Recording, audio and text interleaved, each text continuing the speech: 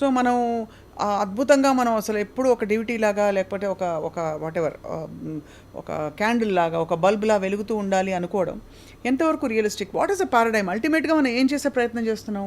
ఉన్న సమస్యలకి పరిష్కారం వెతుకుతున్నామా? లేదు మన ఓన్ ఐడియల్ స్టేట్ని మనం కనుగొనే ప్రయత్నం చేస్తున్నామా? లేదు కర్మ సిద్ధాంతాలు నమ్మే వాళ్ళకి కర్మల్ని మొత్తం మనం బర్న్ చేసి ఒక దైవత్వం అని చెప్పే ఒక అంశానికి దగ్గర అవుతున్నాం. What is it that we are trying? So ఒక థింగ్ ఏంటంటే అండి, మనం ఈ స్పిరిచువల్ పార్ట్లో ఒకసారి వెళ్ళాము అంటే analysing. So once you are analysing, once you are thinking, right, you're actually burning the magic. Okay, so once you do not analyze, the magic begins. Okay, so అలా అని ఏమవుతుంది నా లైఫ్లో అయిపోని అని ఉండటం కాకుండా, సో ఇప్పుడు ఏమవుతోంది అది మనం ఫేస్ చేయగలిగే కెపాసిటీ మనలో మనం తెచ్చుకోవాలి. అది ఫస్ట్ పాయింట్. సెకండ్ థింగ్ ఏంటంటే, జనరలీ ఎలా థింగ్స్ మనకు వస్తాయి, నార్మల్ ప్రతి వాళ్ళకి every one's life is not same. ఇది బిలీవ్ చేసే వాళ్ళు సోల్ అనేది ఒక్కొక్క ఎగ్జిస్టెన్స్లో ఒక ఫిజికల్ బాడీ నుంచి ఇంకో ఫిజికల్ బాడీ, ఇంకో ఫిజికల్ బాడీ నుంచి ఇంకో ఫిజికల్ బాడీకి వెళ్తూ ఉంటుంది.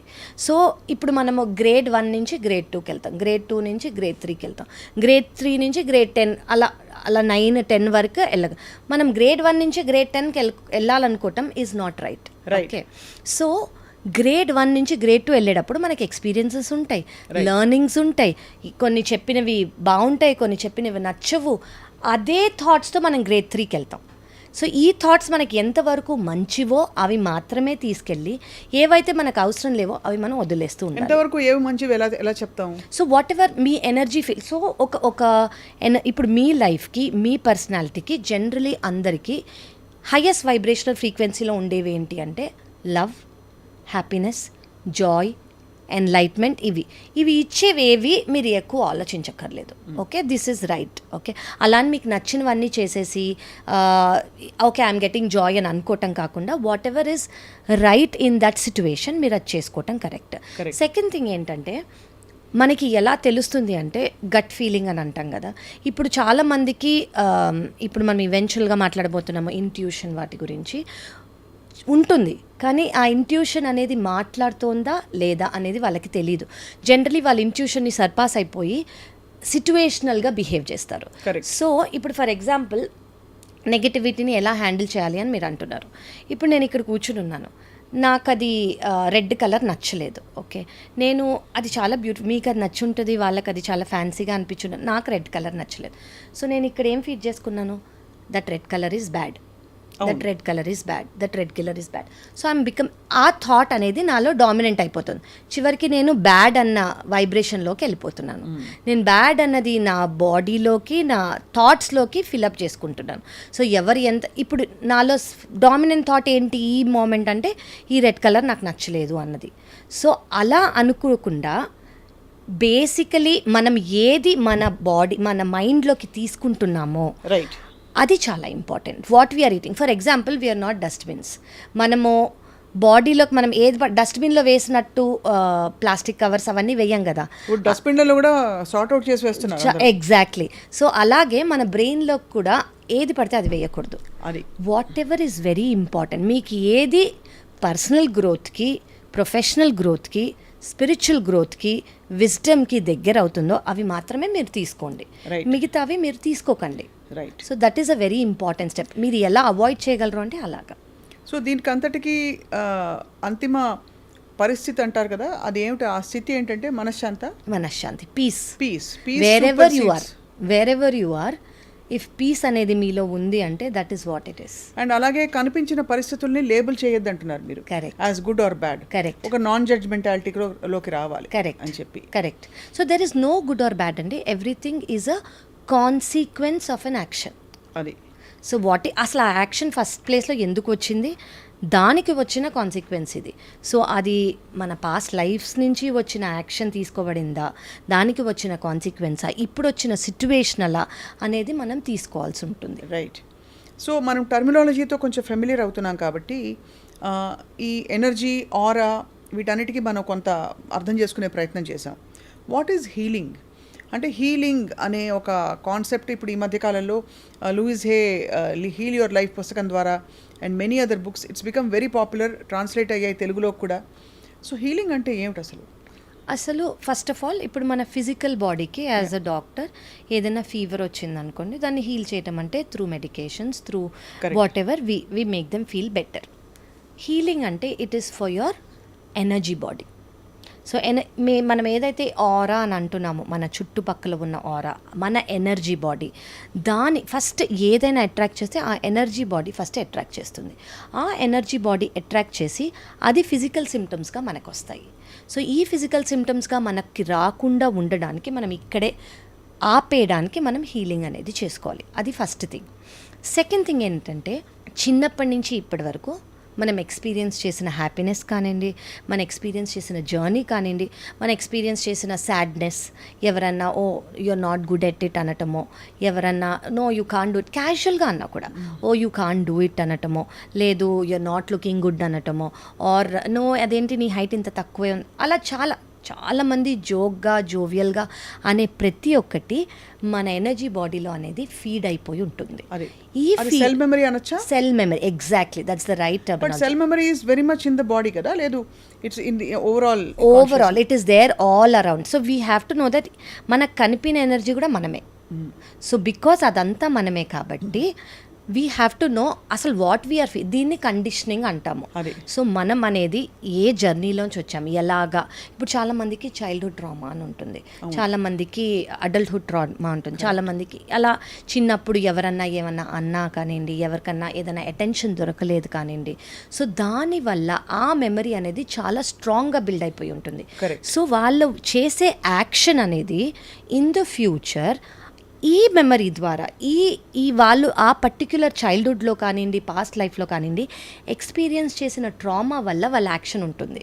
సో ఇది అనేది మనం ఇదే చేయగలిగామనుకోండి హీలింగ్ ద్వారా, వాళ్ళకి యాక్షనే ఉండదు. So this is all about healing. Correct.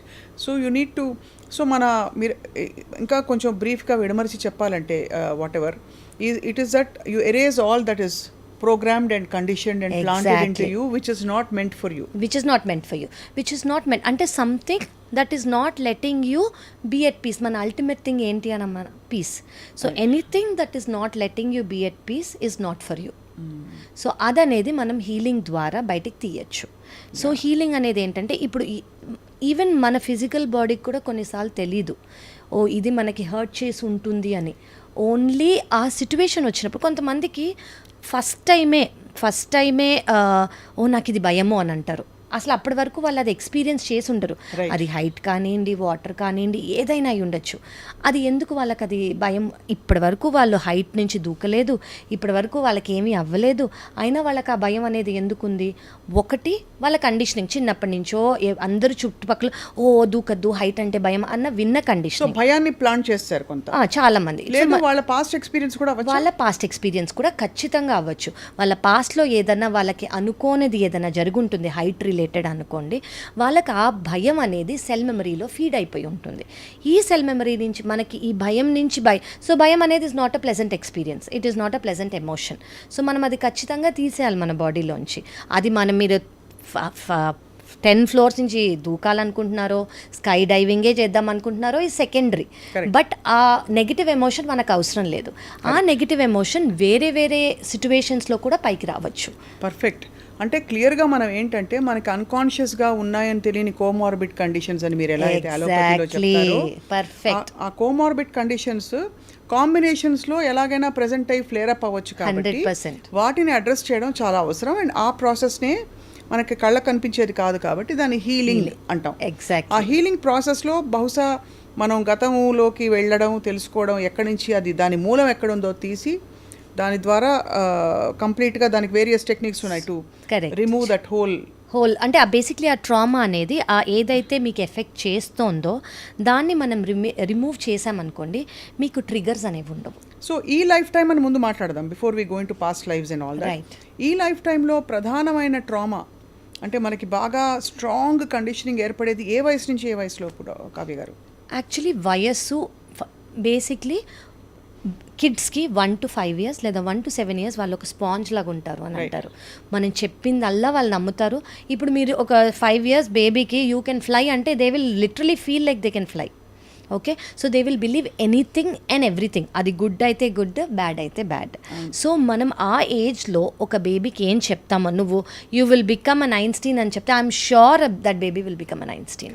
Okay, so what ever you tell the kid 1 years to 7 years లోపల they are like they literally ఒక స్పాంజ్ వాటర్ని ఎలా అబ్జార్బ్ చేసుకుంటుందో వాళ్ళంతా అబ్జార్బ్ చేసుకోగలరు. సో ఆ ఏజ్లో మనం ఆ బేబీని ఎలా నర్చర్ చేస్తామో, వాళ్ళకి ఎటువంటి థాట్స్ ఇస్తామో, వాళ్ళకి ఎటువంటి ఓకే నువ్వు ఇది చేస్తే ఇది అవుతావు అని ఎలా చెప్తామో, ఎంత పాజిటివ్ ఇన్పుట్స్ ఇస్తామో, they will ultimately be that. And బహుశా ఈ లైఫ్ టైంలో చాలా నార్మల్ పర్ఫెక్ట్లీ హ్యాపీ ఫ్యామిలీస్లో పెరిగిన పిల్లలకు కూడా పాత పూర్వజన్మల నుంచి కొన్ని అంటే పాస్ట్ లైఫ్ రిగ్రెషన్ అనే ఒక గత జన్మలోకి వెళ్ళే కార్యక్రమం పెట్టుకుని హిప్నాసిస్ ద్వారా తెలుసుకుని ఈ జన్మలో దాన్ని డీకోడ్ చేయడం సాధ్యం అని అంటున్నారు. As a scientific person, do you believe that it's true? Yes, in Andy. your experience? Yes. So, నేను ఇప్పుడు ఈ షోలో చెప్పేవన్నీ నా personal experiences. I'm not expert in any of this. I have learned my own things, theories and healing. కానీ నా personal experience ద్వారా నేను ఫీల్ అయింది, నేను ఎక్స్పీరియన్స్ చేసింది నేను చెప్తున్నాను. ఎస్, మీరు ఇప్పుడు అన్నట్టు I was just about to say everything is scientific. Hypnosis and మీరు అన్నారు, hypnosis is proven long ago. Right. Even before my existence it is proven. So past life regression అని మీరు అన్నది ఏంటి అంటే, ఇప్పుడు ఈ లైఫ్లో కానివ్వండి, పాస్ట్ లైఫ్లో కానివ్వండి, ఏ మేజర్ డామినెంట్ థింగ్స్ మనని ఫ్యూచర్లో మనకు ఆ పీస్ రాకుండా ఆపుతోందో, ఏవైతే మన ట్రిగరింగ్ పాయింట్సో, ఏవైతే మన ట్రొమాటిక్ పాయింట్సో, వాటిని ఫస్ట్ ఏంటి అనేవి ఈ పాస్ట్ లైఫ్ రిగ్రెషన్లో తెలుస్తాయి. సో అవి తెలిసాక స్లోగా వాటిని హీల్ చేసుకుంటూ ఉండాలి. Right. So as much as we say rest in peace, it's actually live in peace. Live in peace. Rest. We will surely rest in peace. Okay? Living in this physical body in peace is actually the ultimate goal. The ultimate goal, and it's the biggest challenge in... Correct. ఇప్పుడు ఎందుకంటే ఎవరు ఎక్కడ అంటే ఈ బహుశా awareness levels కూడా పెరిగాయి అందరికీ. అవునండి. సో ఎక్కడో ఈ అన్వేషణ అండ్ ఈ అసలు ఏం జరుగుతోంది, ఎందుకు జరుగుతోంది అనే సీకింగ్ బాగా ఎక్కువైపోయింది across cultures in countries like even where there's a strong religious identification and they have been told what to do rather than explore. Correct. So finally ఈ టర్మినాలజీని పరిచయం చేసే ఫస్ట్ సెగ్మెంట్లో మనం ఇవాళ ఫస్ట్ ఎపిసోడ్లో మాట్లాడిన సారాంశం ఏం చెప్తారు కావ్య గారు?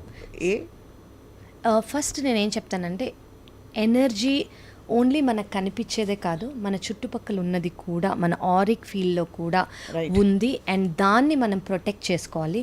దానిలో మనం ఏం ఫీడ్ చేసుకుంటామో అదే మనకి మేనిఫెస్ట్ అవుతుంది. అది గుడ్ కానివ్వండి, బ్యాడ్ కానివ్వండి. అది ఫస్ట్ థింగ్. సెకండ్ థింగ్ ఏంటంటే, ఫిజికల్ బాడీకి ఎలా ట్రీట్మెంట్, నర్చరింగ్, నరిష్మెంట్ ఎంత ఇంపార్టెంటో మన మెంటల్ అండ్ ఎమోషనల్ బాడీకి కూడా అంతే ఇంపార్టెంట్. సో ఫిజికల్ బాడీకి ఎక్సర్సైజ్ అవన్నీ చేసుకుంటూ మనం మెంటల్ బాడీకి, ఎమోషనల్ బాడీకి ఏమీ చేయలేదనుకోండి, it is equal to nothing. ఏం చేస్తాం ఫర్ ఎగ్జాంపుల్, ఏం చేయగలుగుతాం? So you can actually sit in meditation first. చాలామంది మెడిటేషన్ అంటే ఏంటి, it is difficult, 100 thoughts are coming. Okay, let the thoughts come. First of all telling thoughts not to come is not the thing.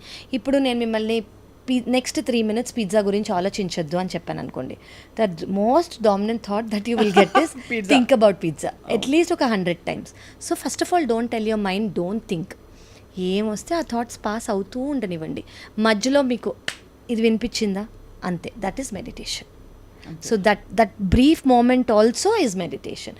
Meditation does not mean ఒక హిమాలయాల్లోకి వెళ్ళిపోయి ఒక యోగిలాగా కూర్చుని, that is not meditation. Just being aware even of the small sound is meditation. Meeru, I'm sure meeru anta beautiful ga paadtaru. Just being able to sing for few lines, that is meditation. Me treating a patient and the patient is feeling good, that is meditation. So meditation is not an act of sitting. Right. Meditation is being in the present and being aware. అంతే.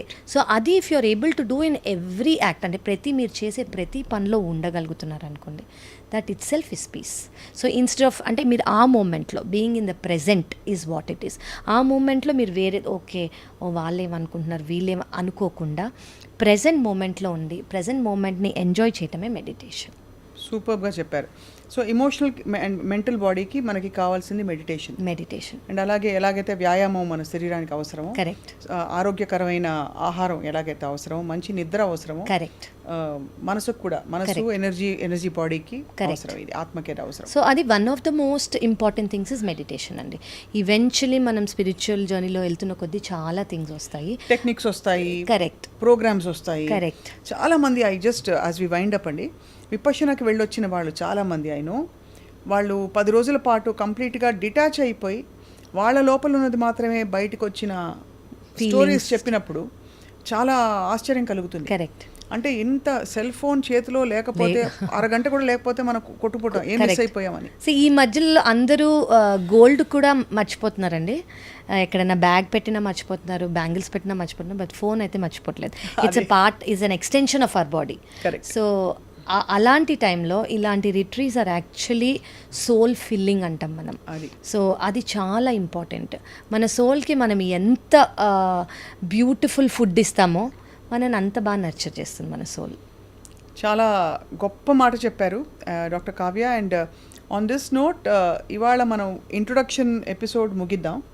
But next ఎపిసోడ్లో we are going to explore, అంటే మన పిల్లలు, సంసారాలు, లేకపోతే కావాలంటే మన parents, friends, అలాగే ఈ కర్తవ్యాలన్నీ మనం నిర్వర్తిస్తున్నాం.